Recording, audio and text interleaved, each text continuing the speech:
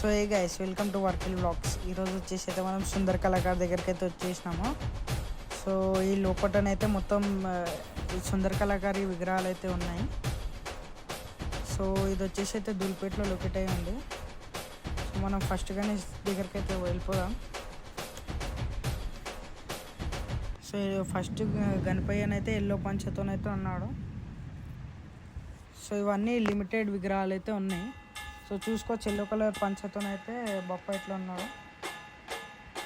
So kundan work అయితే చాలా hard చేశారు, హ్యాండ్ మేడ్ చేశారు మొత్తం ఎల్లో కలర్ పంచతో. సో ఇది వచ్చేసి నెక్స్ట్ గణపయ్య. సో ఇదైతే చూసుకోవచ్చు, వైట్ ధోతి అయితే ఉంది, బ్లూ కలర్ షేడింగ్ అయితే ఇచ్చారు గణేశన్కి. కుందన్ వర్క్ కూడా చూసుకోవచ్చు. సో ఇది వచ్చేసి లైన్ మీదనైతే ఉన్నాడు. సో బ్లూ పంచ్ వచ్చేసి ఉంది, కుందన్ వర్క్ చూసుకోవచ్చు.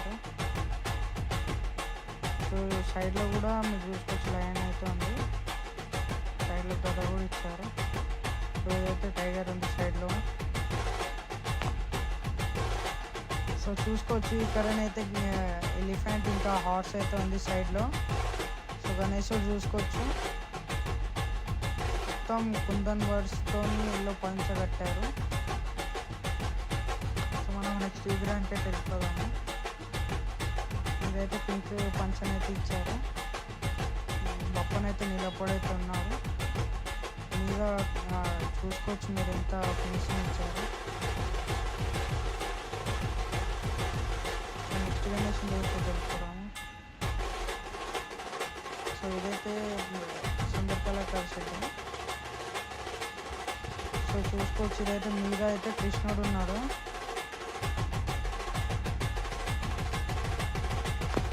సో చూసుకోవచ్చు సైడ్లో మొత్తం డెకరేషన్.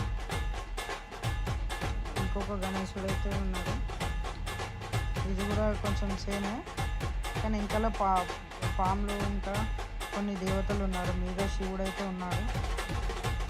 సో ఇదైతే కుందన్ వర్క్ చాలా బాగా చేశారు. సో ఇదైతే సుందర్ కళాకార్ దగ్గర అతి పెద్ద విగ్రహం. సో ఇది వచ్చేసి అయితే 25 నుంచి 30 వరకు అయితే ఉంటుంది. సో ఇదైతే పెద్ద మోడల్ సుందర్ కళాకార్ దగ్గర. సో చూసుకోవచ్చు మీరు, పంచనైతే వైలెట్ కలర్లోనైతే ఇచ్చారు. ఇంకొక గణేష్ అయితే వైట్ కలర్ డోర్ చేశారు. డప్పులు అయితే ఉన్నాయి సైడ్లో, మీద సరస్వతి దేవి ఉన్నాయి. కుందన్ వర్క్ కూడా చాలా బాగా చేశారు అన్ని గణపతి. సో ఇదైతే భారీ విగ్రహం, పెద్ద విగ్రహం ఇదైతే.